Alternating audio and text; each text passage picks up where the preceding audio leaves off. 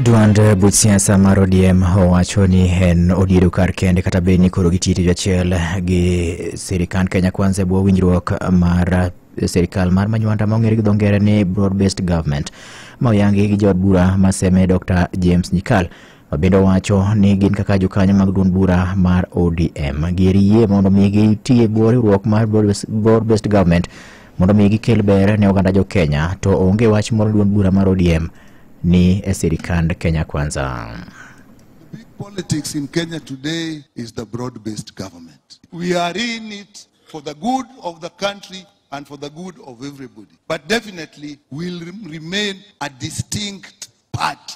That is the important thing. If you are collaborating, you must collaborate if you are a distinct union or a distinct entity. And that does not mean you are not part of the collaboration. So as a party, we must remain distinct and strong so that the collaboration can work.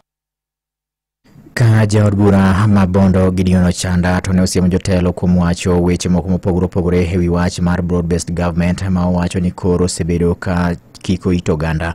Wacho dwaro ni tie mondo mi kaber to koro chugo yo malongo ma inyalo los godo kod oganda moko gwenge mag Luo Nyanza kadhi e kinde manyime mondo mi koro geng' wach mar koso winjo makare magi sani koro makogi ewi sirikand Manywanda. Where we are now, we are sending too many signals. Our leaders, please, we are only able to take this community somewhere if we are not sending these too many signals. Can we get one signal and we go with it? Or we say, no, we are pretending, or we are mark timing until such a time that we are done and we fix the race. Magi nyogi wacho e kinde bende nyogi na nyasi mar yango hemko mar Nabi Johana Owalo e Rarieda sub-county ma Siaya kambende seneta ma county ma Uasin Gishu Jackson Mandago bende nyoji wojo kanyo mag duond siasa mar ODM mondo mi koro gidhi mana nyime gibede sirikal mar broad based government kata obedni gisechiwo luor ne wach mar bedo ni gin koro gin jogo ma odiero kar kendgi riwruogno mar sirikal mar Manywanda. Kwa sasa katika taifa la Kenya tuko kwenye harakati ya serikali ya mfumo ya broad based. Na hii serikali ya broad based ni nzuri sana. This is the practical inclusivity of government we have seen in the Republic of Kenya. Na kwa hivyo mimi nataka kuwaomba tu watu hapa Nyanza. Mimi nataka kuwaomba hivi. Under broad based vile mumekuja tuungane na tushikane kwa hii safari mpaka mwisho. Na sisi hatuna problem Mheshimiwa Nyikal. ODM and Azimio can remain as is, lakini tuendelee kwa broad based. Na nakubaliana na Mheshimiwa Ochanda, tusitume signals ambazo itachanganya wananchi. Weche moko nyakore mga jwang' ni jotend loch nanga gikonyore gi obila chako timo nonro ewi tho mar dichuo moro ma hike ni ediere ma ringre mare ne oyudi e aora moro mayudore e gweng' ma Koigo mayudore sub-county ma Uriri e county ma Migori. Ruoth ma Central Kanyamkago location George Odhiambo ne owacho ni ringre no ma bende pok oyangi malong'o nyo yudi gi jagweng' moro manyo nie bath aorano kane omodo yien. Jatend loch nangano nyo duogo lero ni pok ging'eyo malong'o gima dine kel tho mar jagono. To bende owacho nonro gisechako timo mar yango hie gima dine kel tho ni seche bende ringre ne to osekaw motere kar kano ringre mar jomotho ma Migori Level 4 Hospital ka irito timne bero ka nonro bende dhi nyime. Nitie body manyo yudore kamiyo moro nyomoto to pokoro mogi body moro ka stream moro mapin miro river nyaduong stream matin koro nyo uto pare samoro kata ngamo madho changa mogore pi to ka koro residents obiro mondo obed identify to waido ka ngama nyalo fwenyo go onge koro wachi samoro ok na resident makae koro wako kwan ka nitie ng'at ma ng'at yo lal body ni nyo akaw gi police motero county Migori County Referral Hospital ginyalo confirm kodwa kata ginyalo dhi muchari mondo ginge body en ng'ama dichuo ma middle age nyalo bedo kaka na neno nyalo around 30 years. E kindegi ma Korea osikunde ni somo mar tama mar adek jonyuol koro nigi ywak kaluwore kod nengo ngima ma oidho. Gino bende koro miyo gi pek mar nyiewo buge kaachiel kod gige somo kanyakla kod manyo school fees ne nyithindegi. Bende koro wach makamano omiyo kata dhungruok mag dhano ahinya to nyithi sikul e kinde magidhi wuothe koro kata magidok e sikul koro ne odok piny ni mar jonyuol ne obedo mariek kendo ne gitero nyithindegi e sikul e wang' sa machon mondo mi koro ne geng' dhungruok makamano. Ka bende lipot yango ni kata mana ute ma inyiewe buge kod uniform bende ok yud nweng'o wang' ni kaluwore gi bedo ni nengo ngima oidho kendo jonyuol manok kende mane ineno ka yuoro mar mondo mi koro gichopi e dukni ma inyiewe buge mag somo kata uniform mondo mi koro gimi nyithindegi.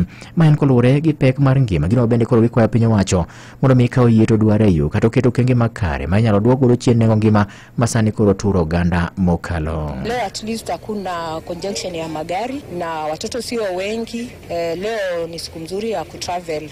Uchumi saizi umepanda, utaona kwamba zile vitu ambazo maybe wakati mmoja maybe ulikuwa unanunua 100, saizi ni 200, na kama uko na watoto watatu ama wanne unaona kwamba there's a lot, hujaweka school fees na mambo mengine. Vitabu siko juu, pia laptop, kwa sababu hii CBC watoto wanaambiwa waende na laptop, unapata iko juu, so inabidi kama sisi mzazi tujinyime.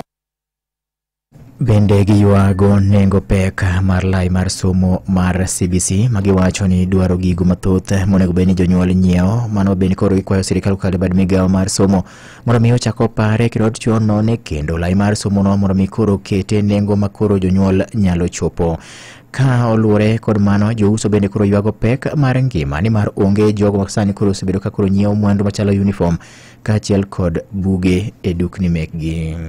Saizi unaona hata hakuna mtu yote tu hata mmoja kutoka morning hatujaona wateja. Sasa mwaka tuseme tu ni ngumu, na hata mali wamefungulia shule pia wazazi hawana pesa, labda ingekuwa next week hivyo. Weche moko en ni gavana e kaunti ma Kakamega Fernandez Baraza bende nopuoyo mokalo limbe ma jatend piny Kenya William Ruto ne otimo e piny mar China. Juma mokalo kama bende ne omiye omenda mar timo chenro mag dongruok kama oting'o bero gedo mag apeyni ma pacho ka. Baraza wacho ni yaro apaya mawuok Nakuru kadhi e gwenge mag imbo mar piny Kenya ma en achiel kuom chenro bende idhi ti kod pesa ma Ruto ne owuok godo e piny mar China go dhi konyo mokalo duoko chien weche mag masiche mag ndara mathoro timore e apaya go. Juzi rais alienda safari ya kule Uchina ya maendeleo, na sisi kama viongozi wa hapa tunashukuru sana pesa ambazo rais ameweza kuleta za kufanikisha miundo msingi ya barabara. Dual ya barabara ya kutoka Nakuru hadi sehemu hii ya kwetu itasaidia pakubwa kuzuia ajali ambazo zimekuwa zikifanyika kule. So we really support the effort of making sure that barabara yetu ya Nairobi Nakuru iko dual carriage. Imedo winjo weche matut e kor gwenge gi Vincent Otieno.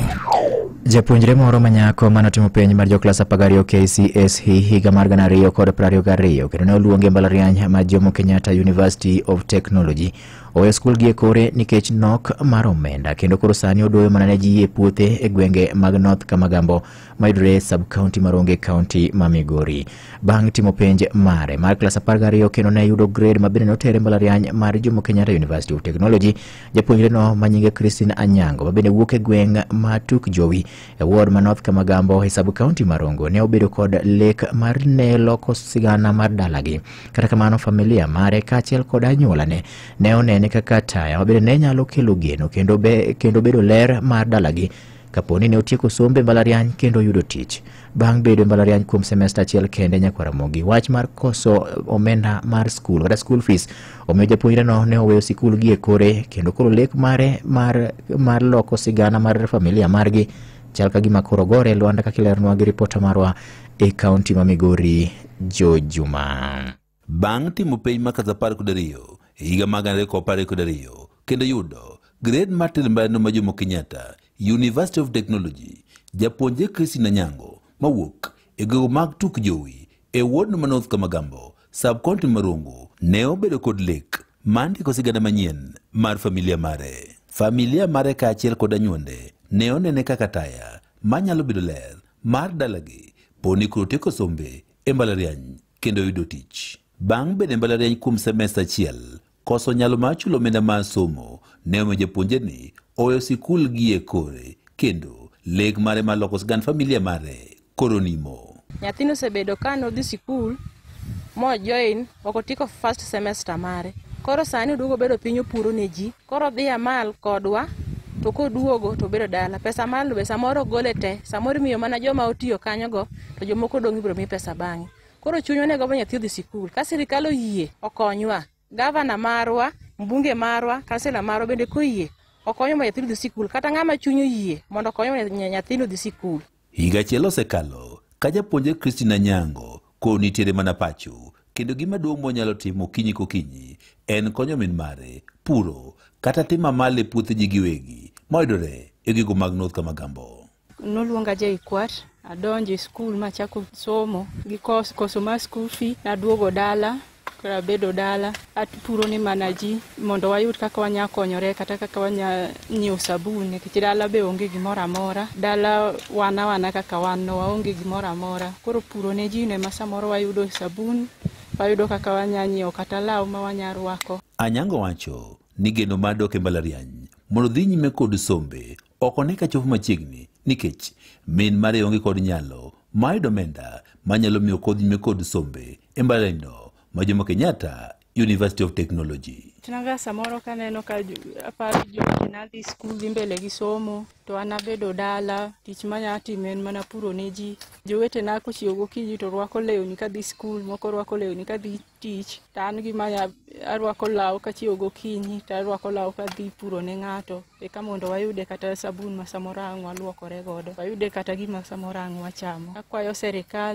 sirikandwa, mbunge, gavana, women rep, ng'ata manya konya, atiek somba, atiek chop lekna. Min mare Ruth Atieno wacho ni osetemo manyo kony koni kod koni mondo nyathinene koro doge sikul. Kata kamano, koro pok oyudo kony. Kabinete kod luoro ni dek lek ma nyathinene koro nim kamano. An gode dhoth wado mamal, to litna kabisa kawan makode. Nyathi siko ma yot, nyathi wiye kuot kaka wuog oko, jowetege nyiere, ni to en manodhi sikul no, ogik kanye. Koro akwayo sirikal okonya gi nyathina ni olewo, walewo kode, mbunge okonya gi kansila, jite adwano konya. To nyathi omako chunye, jok mang'eny ne nyalo dhi tedo, to mako chunye kodwano som, to aonge namna. Ne Nyakalondo Maramogi Koke County ma Migori, an Jo Juma. Wachope giko mar weche manyien nyakwara mo kane gin mago motuche kor gwenge tudri gi Nyakalondo ne kama ng'oromo sa 7 mar biro yudo weche manyien adimba. Magone matuch ka kod kacha. Wan kod yondamo kondamo mari yangori matuche kor gwengewa. E Radio Ramogi kano kelni gi Coop Bank. E kinde ni mar back to school inyalo chulo bills ni duto kitiyo gi Coop ATM card mari kata M-Coop Cash App kata kidiyo *667#. Ketni nyathini pocket money direct nyaka Coop prepaid card, chul school fees direct kitiyo gi paybill 4002222. Urkwayo mar hola miyudo sano nyaka maromo *500,000 kidiyo *667# kata M-Coop Cash App. Mana kama na Nyakwara Mogi gi kinde ni ndi adwani mondo mi apar ni kaende ni back to school gi Naivas sani ndi koro thiuni thuolo maber ahinya mar mondo mi team shopping odes maonge chandruok moro amora nikech discounts ntiere kacha chande Naivas ki local moro machiegni kodi seche go koma itimo shopping mag school bed weche mag bag idwani nyiew bag idwani nyiew ne nyathi kata mana rangi ma igoyo mar wuoche samoro bende idwani nyiew kata mana gige chiemo gi eki bed kata mana chak samoro midwani mondo mi dhi go school weche go eko mag math to kod mamoko mathoth ahinya sukari gini gi kinengo gi ogore piny ne Naivas moro machiegni kodi mar mondo mi nyithindo dog school odes kendo pocket kata ufuku ma osiepni kabisa sawa iluongo ni pocket friendly nikech supermarket mar Naivas ni kende emong'eyo gima back to school koro sasa midwa timo shopping mag weche mag do back to school kikwi will ma okiparo Naivas ni man kende gidhi mbele kanyo endo kora Naivas kikapu kibonge yani kikapu ubed mokuot maber nikech Naivas saves you money sawa. Chulo school fees sani koro yot gi DTB Bank. Ka in janyuol ma nyathine somo e sikunde mag ji giwegi kata private school, sani DTB kelo ni DTB Academy Loan. Yud hola maromo nyaka $1,000,000 miduoko e kind dweche 3 nyaka dweche 5. Hola ni inyalo yudo e wi nyathi ka nyathi. Ket ting' mari kaka janyuol mar chulo school fees obed mayot gi DTB Academy. Bedo gi ot mulungo nyingi ne pok obedo mayot kama. Gi KCB Mortgage mortgage iyudo sir mar omenda michiwo gata malo 105 michulo gi interest mochung' mar 9.5% kuom higni 25. Lim bad bengi mar KCB mantie machiegni kodi kata ndik ote machuok ni mortgage kaeti ore namba 22 Omera, winja negini. Ma ema wang'ni ang'isi ni lich. Pare ka ondik nyingi e kor soda mar kok, nying grubi, joherani, kata osiepeni machon ma pod neno gik mindiko e status, ni pod inyalo share a kok godo, kendo mondike nyingi. Pare ni ka ineno